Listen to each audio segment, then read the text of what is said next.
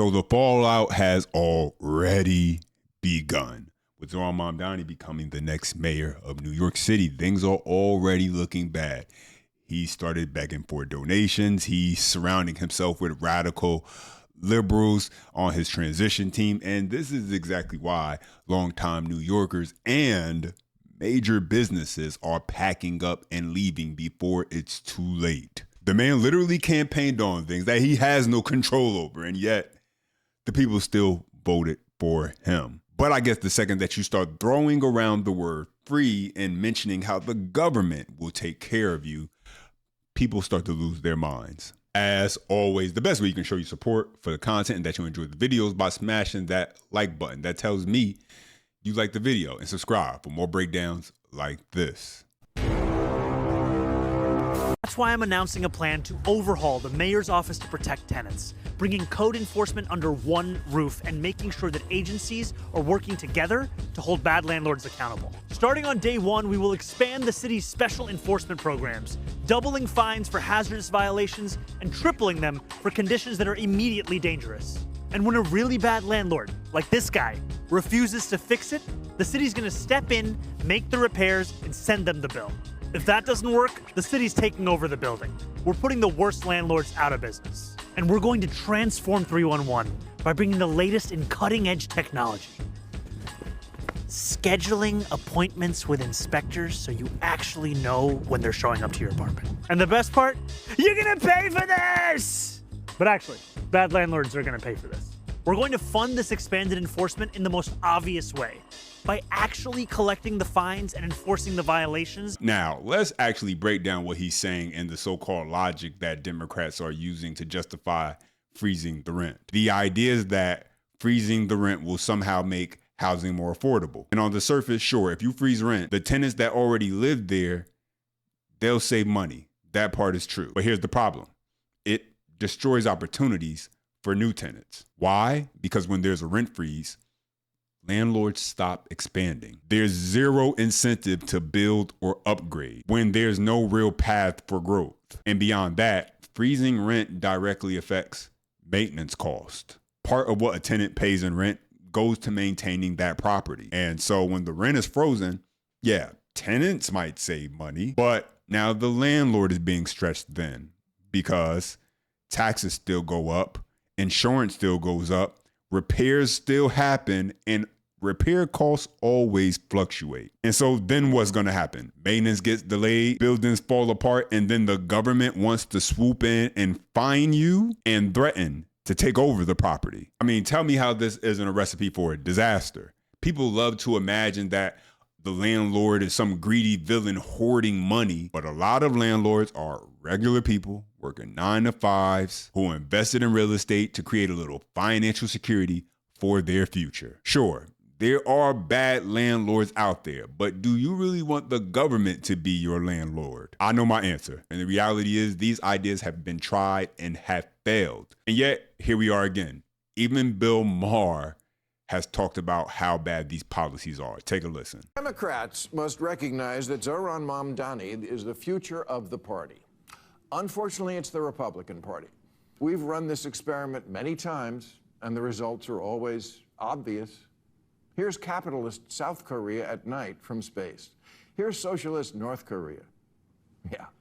In 1990, Venezuela was wealthier than Poland. But then Poland, finally free of Soviet-style economics, went all in on capitalism. And now their economy is as big as Japan. And people there have high wages, low inflation, cars, vacations, homes.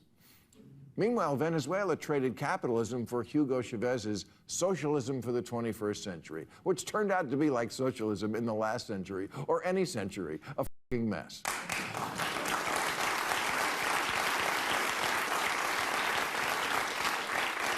It turned one of Latin America's richest countries into one of its poorest. Low wages, high inflation, shortages, outages, 8 million people fleeing. If you think New York can somehow reinvent this wheel, you're in for a rude awakening. These are ideas that have been tried and failed. And I said this during the campaign that Mamdani was basically the Pied Piper of politicians. And because he smiled and said things with enough charisma, people believe whatever he said, even on things that he has no control over, being able to actually give to the people they believed him. These are things that have been tried, not just in other countries, but right here in the U.S. Take a look at what Kansas City tried with these government-run grocery stores that Mamdani wants to implement in New York City, and how it came collapsing down in the Midwest city. Take a listen. It's clear this Sunfresh at 31st and Prospect is struggling. This is the first section people see when they come in. There's barely any produce. A lot of the coolers and shelves around the store look the same way, empty. So shoppers have been asking us, if the store isn't closing, then where's all the food? A rotten smell comes through the door, and anywhere you turn, you'll see products that need to be restocked. No hot food or deli. I watch people walk in and walk out. The grocery store has received financial assistance from the city, but has been unable to keep those shelves stocked in an area that in the past has often been referred to as a food desert. Around here, a good thing don't last too long. And it will impact a lot of people and a lot of families. The city owns the Linwood Shopping Center. A nonprofit operates the grocery store. Mind you, you should know that Kansas City has a population roughly around 500,000, give or take, while New York City is around 8.5 million. And so the ability that you would need to properly run a government-run grocery store on that scale for that many people in New York City couldn't be done in Kansas City. I'm sure they had great intentions and wanting to make it work and wanting to see it be successful, but you could have the greatest intentions with anything. A bad plan, a bad idea will still lead you to a path of nowhere. So bad ideas like that, along with defunding the police, $30 minimum wage, releasing criminals in order to shrink the prison population. These are ideas that are going to plunge New York City into disaster. And one thing for certain, none of that is an inviting type of opportunity for business people looking for investments in a place like a New York City that has obviously tremendous potential when you look at it. If the goal is for Mamdani to transform New York City into Gotham City, then he'll more than likely have his wish granted if he's even allowed to enact even half of what he wants to do. Because as a result of Mamdani and just the lack of certainty in knowing what type of leadership he's going to show, because he doesn't have any experience, that was also made clear. You have business owners, you have people who invest in New York City deciding to put a pause and invest in other places not named New York City. Take a listen. You're going to leave entirely, but you're definitely not going to add any more restaurants here under this new leadership. Why do you take such issue with the new mayor? Currently, we had 3 leases ready to sign in October. Upper West Side, Upper East Side, and West Side Midtown, to expand Diner 24, because we were the first to bring back the 24-hour diner post-COVID. Because remember, all of them closed, and we brought back the 24-hour diner, and it really was such a success. We wanted to open 4 altogether just in the Manhattan area. But when I start hearing uncertainty, and I start hearing defund the police, and a lot of uncertainty in the small business areas of what I'm hearing this upcoming mayor campaigning on, we like clarity. We don't like guessing. Yeah, listen, people start for-profit businesses because they want to make money. Nobody starts a business saying, yeah, I want this business to make as little money as possible. I want to struggle each and every day to be able to actually pay my employees and pay rent. And with policies like what Mamdani wants to put in place, is going to have not only businesses running, but also the residents, longtime New Yorkers, people looking to head south to red states also. Take a listen. And then there's this. The election of Zohran Mamdani as New York City mayor already sparking an exodus out of New York, even before he's sworn in. Florida's real estate market reportedly seeing a reported $100 million boom as wealthy New Yorkers look to escape higher taxes and other promised socialist policies. In 2023, more than 7 million Americans moved to a different state, many of those headed south. In that year, Florida added over 136,000 residents alone. More than 71,000 of those came from New York. Joining me now is Miami Mayor Francis Suarez. Mr. Mayor, great to see you this morning. Thanks so much for being here. Great to be with you, Maria. So what has happened in Miami and in Florida as a result of these socialist policies in New York? And do you expect a spike once Mamdani gets in place?